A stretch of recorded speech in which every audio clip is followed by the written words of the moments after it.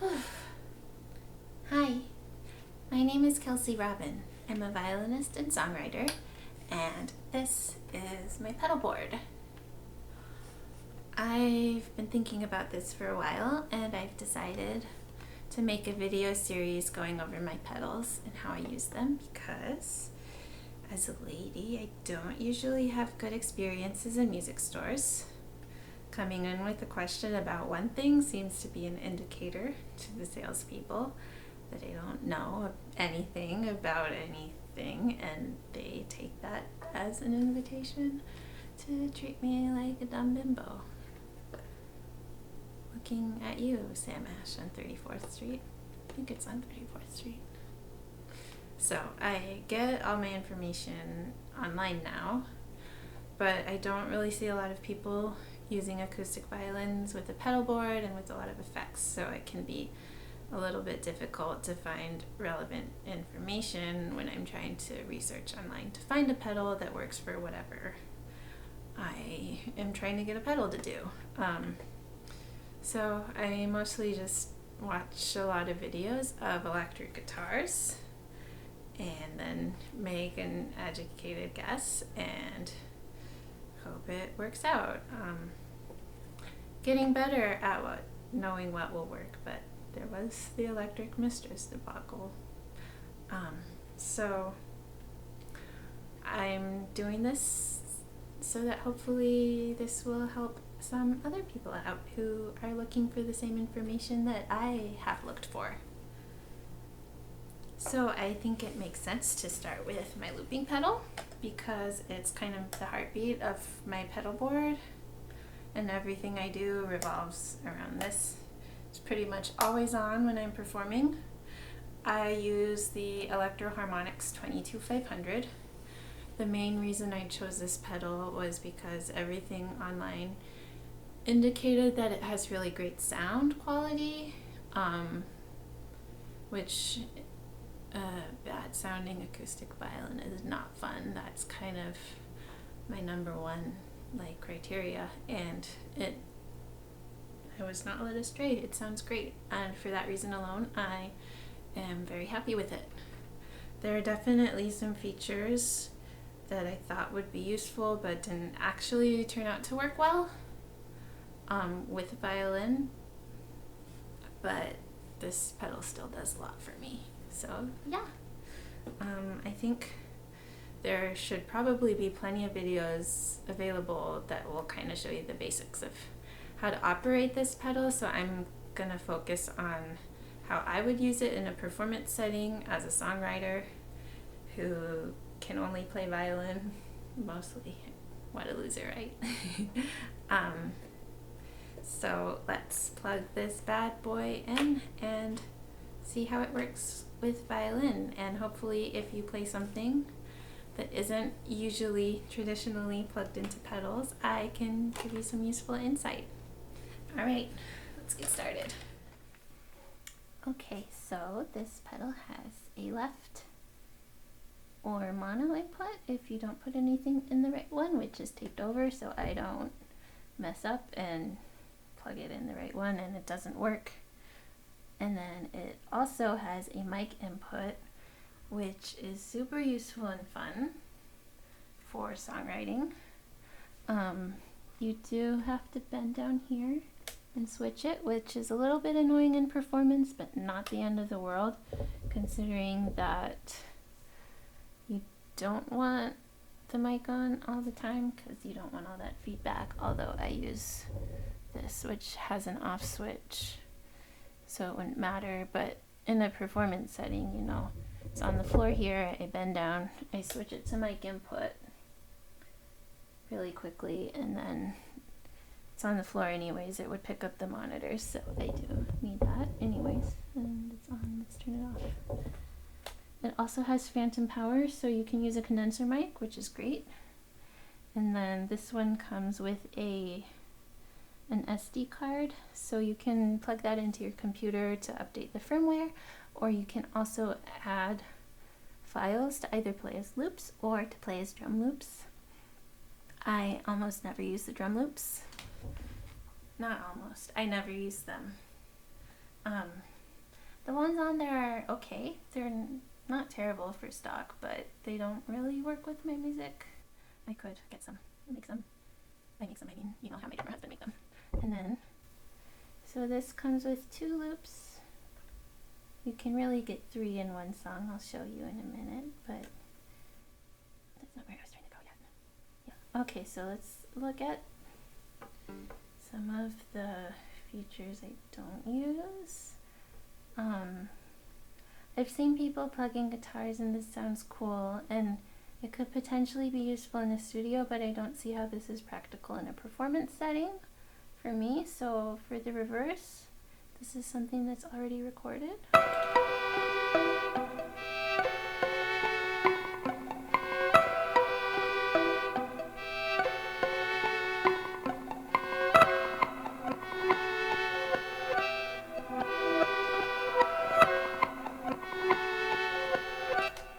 Doesn't really sound good. I could probably spend time messing around and figure out something that did, but also getting the timing so it's not super awkward when it goes into reverse.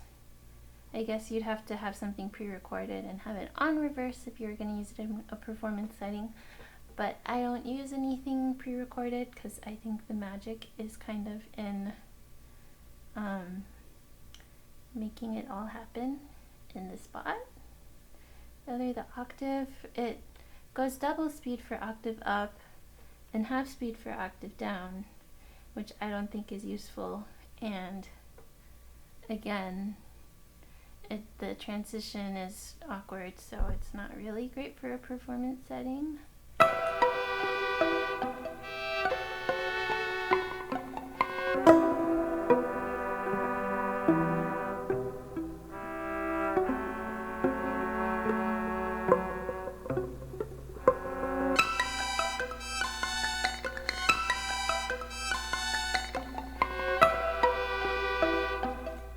Doesn't sound very good because the signal you get from something like a violin is just like the sound wave's a lot more complicated than what comes out of an electric guitar. So there are basically 3 settings for the loops, and then each one has 2 options.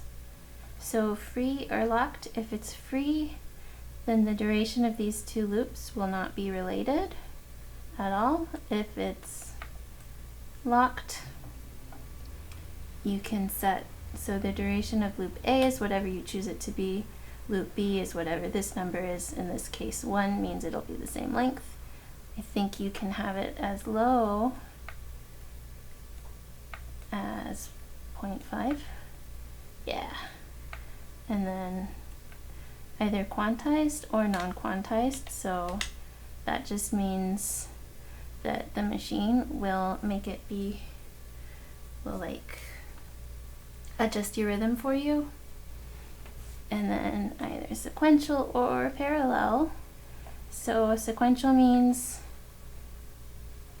loop A and loop B won't play together, so you have loop A playing. Once you hit this, then loop B will play, or if you don't have anything recorded yet, it will start recording. I almost exclusively use it as free, non-quantized sequential, because when I make songs you have a verse and a chorus, and I have something different and I don't want them to play at the same time. I have different chord progressions, or some of my earlier stuff that I wrote before I got this pedal, there's just 1 chord progression, so I only use loop A. And I almost never use the quantized because you pretty much need to have the rhythm on for the quantized to work, which is kind of unhelpful if you don't want to use the rhythms. There's one instance, so I have it parallel, locked parallel, it's not quantized, and 1 means they'll be the same length. So like for this example, I have the same chord progression for the verse and the chorus. I just want to add a little extra to the chorus. So loop B will play at the same time. I don't really perform this because I have to get my rhythm a little better. But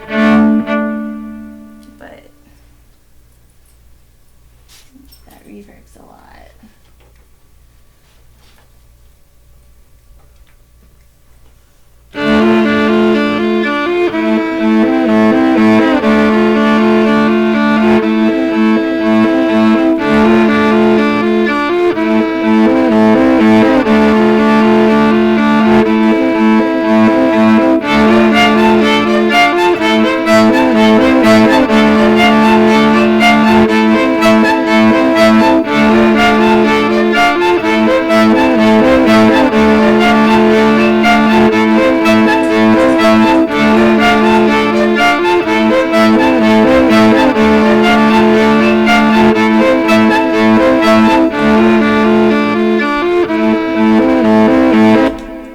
If I do it that way, I don't have to worry about like deleting and re-recording that little arpeggio that I'm playing, which I turn on in the chord. So if I were to quantize it, this is what it would look like. I have to have the rhythm on, otherwise you're not going to play in the same tempo that you're being quantized to and it won't work. Also, if you want to use the rhythm, you need the quantize on, because otherwise, I don't really think it's humanly possible to tap at exactly the moment, so as it plays, you're gonna get out of time with your rhythm, and that is not good. So you turn on the rhythm, and then you'll see the record button flash when I hit it, because you have to hit it before the measure starts, which is annoying.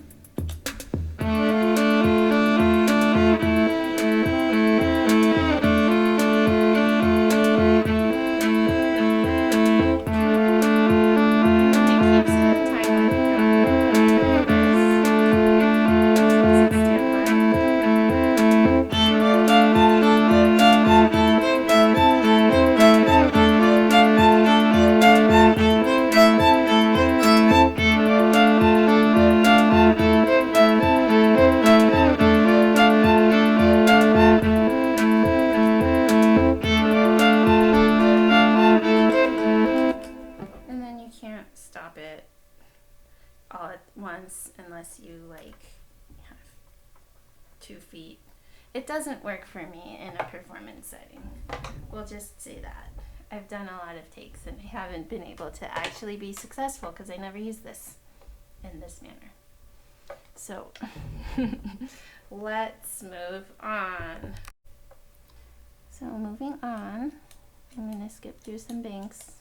There we go. You see when there's nothing flashing here, that means you're at an empty bank. I usually keep them mostly empty, but I have a couple of things I'm working on, so I have it saved just so I don't forget what's going on. So I have it free, non-quantized, sequential, so that I can have 2 separate loops that don't play at the same time and are whatever length I decide them to be.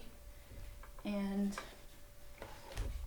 I'm not going to sing every part of the song, but I'm going to go through this song and kind of show you what I do at each time and talk about what I am doing. And I said that twice. It turns out I don't talk freely into a camera usually, and I'm not as good at it as I thought I would be. Anyways, so this is Pink Rabbits. It's written by The National. It's pretty rare for me to do cover songs, but I heard Caitlin Rose sing this and she did a great job, and I thought I can do that with my looping pedal, and it shows a lot of the little tricks I have to kind of make a performance out of this weird equipment, so I think it's a good one to use an example of how I typically use this pedal. First loop's the most important because you're stuck with that, that's your tempo. And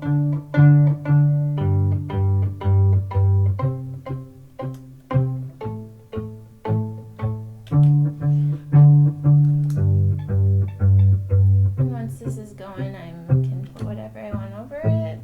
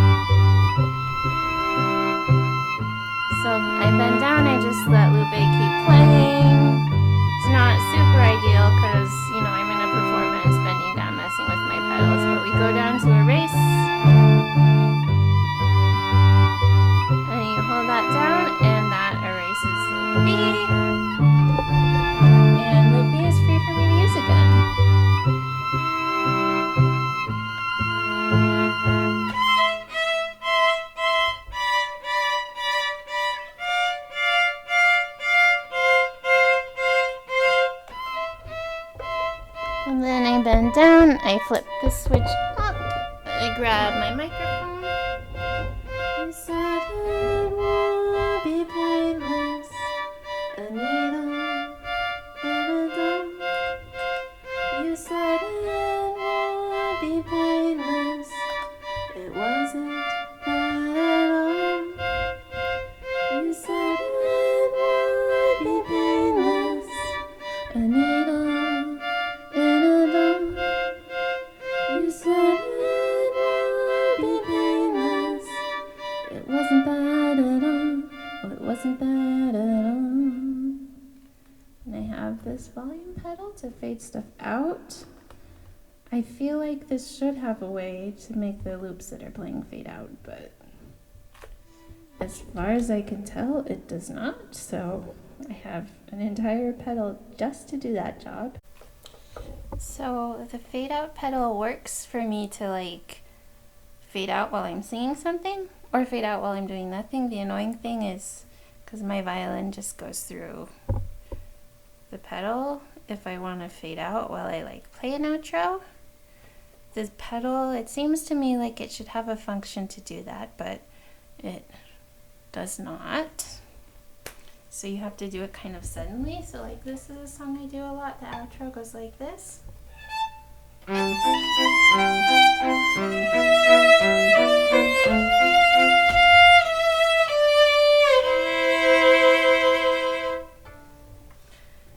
And the loop stops kind of suddenly, and that's annoying. I do have a solution in mind. I have to buy more equipment to make it work because I have to make it so I can change my input and have something that bypasses the volume pedal. But so for now, the loop stopped kind of suddenly. It's not the end of the world. Another thing that's really helpful or useful with this pedal is that, and I think a lot of the more advanced ones have this, the Digitech pedal that I first bought when I first started looping certainly did not, but you have separate volume controls for your input and then for each loop. And for the microphone input, this back here will actually change the volume of, adjust the volume of the mic input. But my pickup on my violin, it's a piezo pickup that's built into the bridge. So I don't really have any control of it from the origin, and it actually gets really hot really fast. So if this input is up, it all goes bananas, and you have to have it down super low in the mixer, and it doesn't work. So I keep this pretty low, and then I keep these pretty high. That seems to work well. And if you don't have this flexibility, it's really hard to get any kind of good balance. I also have this. This is a knockoff. Don't tell the Electro-Harmonix people about it, but it works great. So this plugs in at here, and actually all it does is move the bank. So you see it has this number, so this is the bank number, and that's where stuff is saved, which stops you from, like, in performance, either having to bend down and mess with this when you want an empty bank, or you would have to delete it, which isn't that hard, but you can just kind of flip through. And before I start a show, I would make sure I was having everything emptied out so that I could just play a song, step on that, have an empty bank, and then when I come home, I'll delete it. It would be fine to delete it during performance, but it's just nice to not have to worry about that. This is cheaper and cooler looking than the Electro-Harmonix one. Haven't had trouble. The other thing, before I go, learn from my mistakes and don't plug your Electro-Harmonix pedals into anything willy-nilly. You need specific type of power that not everything can provide, or you'll fry your pedals. I learned this the hard way, because this one and this one especially use a lot of power. And this one, supposedly, each, this has 9 plugins, and the guy who made it, upstanding guy, does great work. This one's great, but he says that it has enough, like, oomph or whatever, that it can power everything. That's not true. These are too power hungry. It can't handle it. Once I started having more than like 3 pedals plugged in, my power started going haywire.